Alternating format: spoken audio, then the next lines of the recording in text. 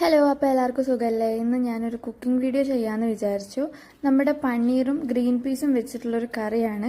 ആദ്യം തന്നെ പാൻ വെച്ചിട്ട് അതിലേക്ക് കുറച്ച് എണ്ണ ഒഴിച്ചു കൊടുക്കുന്നുണ്ട്. പിന്നെ അതിൽ പനീർ നമ്മൾ വറുത്തെടുക്കാൻ വേണ്ടിയിട്ടുള്ള കുറച്ചൊന്ന് മുരിപ്പിച്ചെടുക്കാൻ വേണ്ടിയിട്ടുള്ള എണ്ണയാണ് ഒഴിച്ചു കൊടുത്തത്. സോ പനീറിലേക്ക് കുറച്ച് മഞ്ഞൾപ്പൊടിയും ഉപ്പും കൂടെ മിക്സ് ചെയ്ത് എടുത്ത് മാറ്റി വെക്കുന്നുണ്ട് കുറച്ച് നേരം ഒന്ന് സെറ്റ് ആവാൻ വേണ്ടിയിട്ട്. അപ്പോഴത്തേക്ക് എണ്ണ ചൂടാവും. അപ്പോൾ നമുക്ക് അതിലേക്ക് ഓരോന്നായിട്ട് ഇങ്ങനെ നിരത്തി കൊടുക്കാം. ശരിക്കും ഞാനൊരു കോളേജൊക്കെ പഠിച്ചു തുടങ്ങുന്ന കാലത്താണ് ഈ പനീറിനെ കുറിച്ചൊക്കെ അധികം അങ്ങനെ അറിയുന്നത്. നമ്മുടെ ചെറിയ വയസ്സിലൊന്നും നമ്മുടെ വീടുകളിലൊന്നും ഇത് പ്രിപ്പയർ ചെയ്യാറില്ല.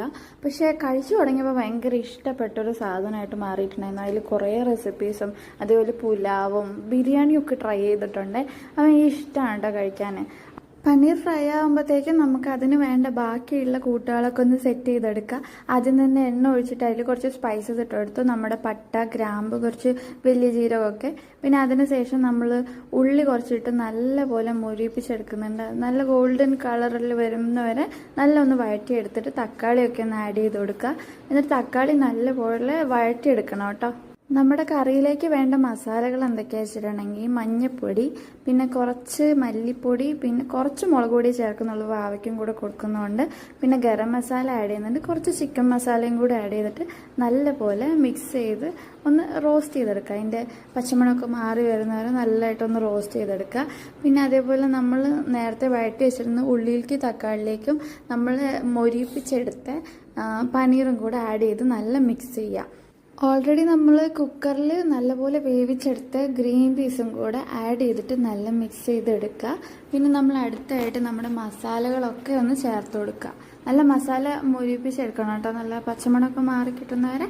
അതിനുശേഷം ഇതിലേക്ക് നല്ല ആഡ് ചെയ്ത് കൊടുക്കുക. ഇത് നല്ല ഒന്ന് കുറച്ച് നേരം മിക്സ് ചെയ്ത് ഒന്ന് ചെറുതായിട്ട് ചെറിയ തീയിൽ വെച്ചിട്ട് നല്ലപോലെ മിക്സ് ചെയ്തെടുക്കുക. ഇനി ഇതിലേക്ക് കുറച്ച് കരിവേപ്പില ചേർത്ത് കൊടുക്കുക കേട്ടോ. നമ്മൾക്ക് മല്ലിയില ഉണ്ടെങ്കിൽ അതും കൂടെ ആഡ് ചെയ്യാവേ. ഇവിടെ ഇല്ലാത്തതുകൊണ്ട് ഞാൻ ആഡ് ചെയ്തിട്ടില്ല. നല്ലതാണ്, നല്ല ടേസ്റ്റ് കിട്ടും. പിന്നെ അതിലേക്ക് നമ്മൾ കുറച്ച് പുളിയുള്ള തൈര് ഒഴിച്ചു കൊടുക്കണം. തൈര് അല്ലെങ്കിൽ കാഷ്യൂ പേസ്റ്റ് ആണ് ആഡ് ചെയ്ത് കൊടുക്കേണ്ടത്. ഞാനിവിടെ തൈരാണ് എടുത്തിട്ടുള്ളത്. തൈര് ആഡ് ചെയ്ത് കൊടുത്ത് പിന്നെ കുറച്ച് നട്ട്സ് പൗഡറും കൂടെ, അഥവാ കാഷ്യൂ നട്ടിൻ്റെ പൗഡർ കുറച്ച് ആഡ് ചെയ്ത് കൊടുക്കുന്നുണ്ട്. എനിക്ക് ഇച്ചിരി പുളി വേണം, ഒരു ചെറിയ പുളി ടേസ്റ്റ് വേണം എന്നുള്ളതുകൊണ്ടാണ് ഞാൻ തൈര് ആഡ് ചെയ്ത് കൊടുക്കുന്നത്. അത്രയൊക്കെയുള്ളൂ. അപ്പോൾ കറി സെറ്റായിട്ടുണ്ട്. നമ്മളിത് ചപ്പാത്തിയുടെ കൂടെയോ റൈസിൻ്റെ കൂടെയൊക്കെ വെച്ച് കഴിക്കാൻ നല്ല ടേസ്റ്റ് ഉണ്ടാവും. ഞാനിവിടെ ചപ്പാത്തി എടുത്തിട്ട് അതിൻ്റെ കൂടെയാണ് സെർവ് ചെയ്തത്. നല്ല അടിപൊളി ടേസ്റ്റാണ്. റെസിപ്പി ഇഷ്ടപ്പെട്ടെങ്കിൽ എല്ലാവരും ട്രൈ ചെയ്ത് നോക്കണം. അപ്പോൾ അടുത്ത വീഡിയോ ആയിട്ട് കാണുന്നവരെ bye bye. Thank you for watching.